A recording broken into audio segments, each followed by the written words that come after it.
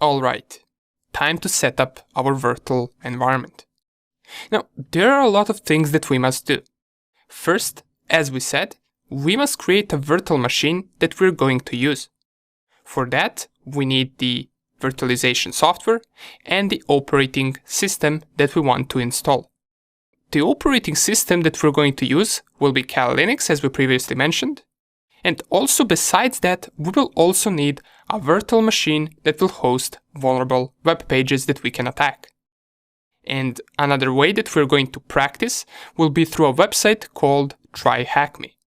Now, this website does offer a paid subscription, but we're going to cover things that the website offers for free, just so we can include everyone inside of it.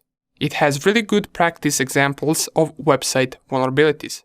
With the combination of vulnerable virtual machine and with practice examples on this website, we will cover most known and most common website vulnerabilities. Okay, let's first start off by downloading VirtualBox, which is the virtualization software that we will use, and let's also download our Kali Linux operating system. Let's start with VirtualBox first. To download VirtualBox, we want to navigate to the page virtualbox.org. It will lead you to this official page of the website, and if you want, you can read through all of these articles and about VirtualBox if you'd like, but right now we're going to see how we can download and install it. As it says, it has a big download button, so let's just click on it, and it will lead us to this page, which will offer us different platform packages based on which operating system you're running. As we can see, the current version is 6.1.18, and the current platform packages that they have are for Windows hosts, OS X hosts, Linux distributions, and Solaris hosts. Depending on your operating system, you want to choose which one you want to install. Since I'm running Windows on this machine, I will click on Windows hosts. It will ask me where it wants to download VirtualBox. I will just select desktop and click save. And as you can see, it will start downloading it right here. Since I already have it, I will just cancel this download. I already have it installed, so I'm not going to do that right now. And while it's downloading for you, let's navigate to the Kali Linux official website, which is at link kali.org, and let's see how we can download Kali Linux operating system. Okay, so we open up this page. It says the most advanced penetration testing distribution. And as with VirtualBox, it has this download button. Let's click on it. And it will lead us to the official download page. Now this downloads page offers the newest release of Kali Linux. Or should I say the newest official release, because you also have the weekly unstable and untested releases. We're interested in the official stable release. Currently, it is the Kali Linux 2021.1, and the new version of Kali Linux actually comes out pretty much every 2 months. So if you encounter a newer version of Kali Linux or a newer version of VirtualBox, feel free to download that one instead. Since right now the newest one is 2021.1, I will download this one. Now, we have quite a few options right here that we can choose from. We have the Kali Linux 64-bit installer, Kali Linux 64-bit live, and Kali Linux 64-bit net installer. As well, we have for Apple M1, we have Kali Linux ARM64 installer, we have the live and the net installer, and we also have for 32-bit systems. Now, if you're running Apple M1, you can go with this one. If you're running a 64-bit machine, you can go with Kali Linux 64-bit installer. And if you're in any case, which I doubt anyone will be running a 32-bit machine, but if you do, you can download Kali Linux 32-bit installer. Now, since I'm running a 64-bit Windows machine, I will go with Kali Linux 64-bit installer. If I click on this, it will once again ask me where I want to download it. I will select desktop and I will click save. You will notice that the size of this file is pretty large. It's 4 GB, so it will take some time. Now, luckily I already have it, so I'm just going to cancel this download. You just wait for both of your downloads to finish and then we can proceed. Oh, and by the way, you also have an option to download it over torrent if you'd like. It's completely up to you. Okay, awesome.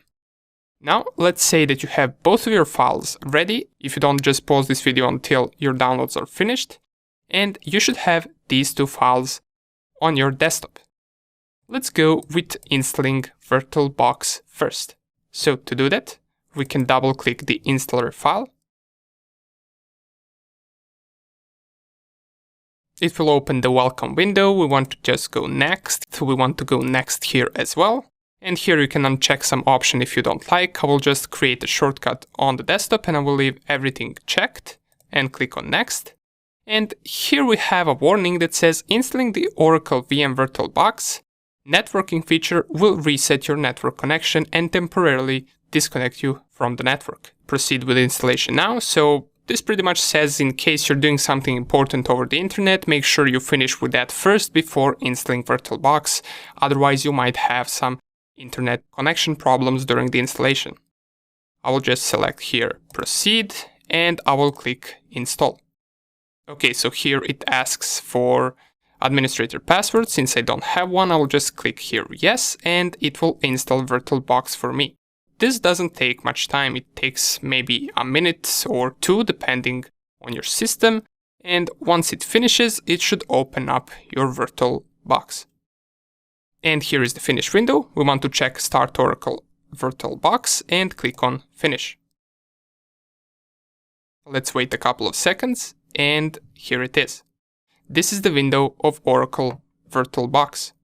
Now let's do one more thing before we end this video. Let's see how we can create a virtual machine inside of VirtualBox. So this is the official window that we have. We have a couple of buttons right here. And here will be our machines that we currently don't have. So let's create one. Let's create our Kali Linux virtual machine. To do that, we want to click on this button that says New. Click on it.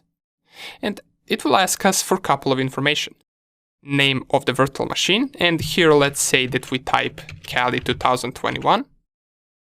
Here you can select the path where the machine folder will be stored. Here we select the type of operating system, and since Kali Linux is a Linux operating system, we will select right here Linux.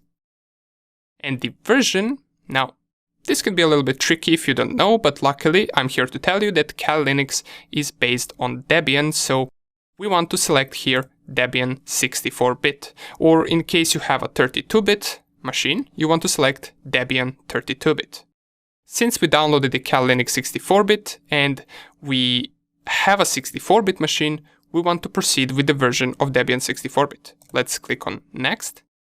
The next thing that it asks us is what RAM memory we want to give to this virtual machine.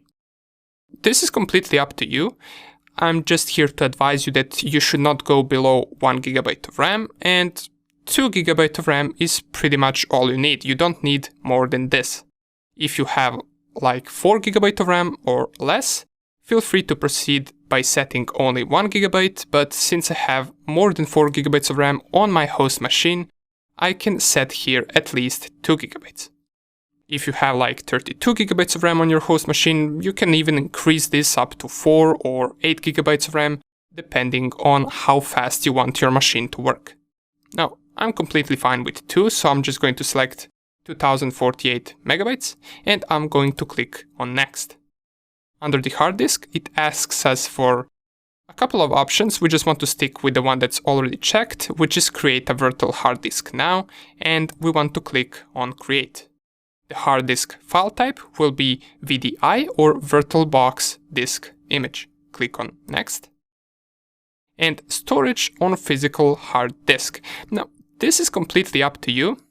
I'm just going to go with dynamically allocated, and you have the explanation of both of these right here.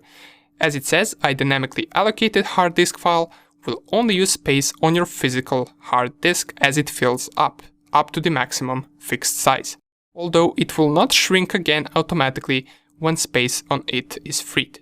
And a fixed size hard disk file may take longer to create on some systems, but it is often faster to use.